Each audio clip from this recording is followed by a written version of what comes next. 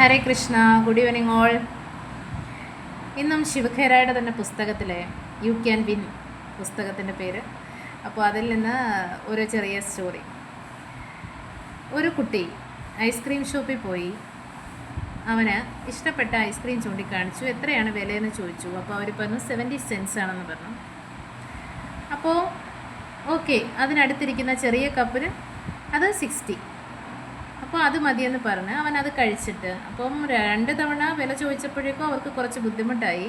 നമ്മൾ കടയിൽ ചെന്ന് കണ്ടിന്യൂസ് ഓരോ സാധനങ്ങളുടെ വില ചോദിക്കുമ്പം അവർക്ക് ദേഷ്യം വരും അന്ന് പറഞ്ഞ പോലെ. എന്നാലും അവർ ചെറിയ കപ്പ് ഐസ്ക്രീം കൊടുത്തു. അവനത് തൃപ്തിയോടെ കഴിച്ചിട്ട് പോയി. അപ്പോൾ ഇവർ ഈ പാത്രം എടുക്കാനായിട്ട് വന്നപ്പോൾ, വെയിട്രസ് വന്നപ്പോൾ ആ പാത്രത്തിൻ്റെ അടുത്തായിട്ട് ഒരു 10 നാണയം, സെൻസ്, ഓരോ കോയിൻ വെച്ചിട്ട് 10 കോയിന് വെച്ചിരിക്കുന്നു, അവർക്ക് ടിപ്പ്.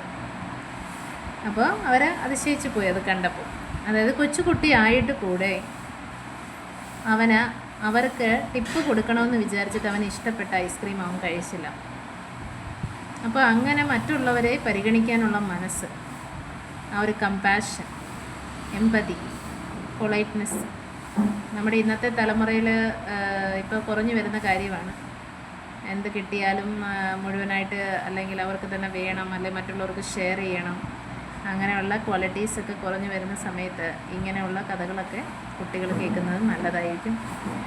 അപ്പോൾ എല്ലാവരും സന്തോഷമായിട്ടിരിക്കുക. ഹരേ കൃഷ്ണ.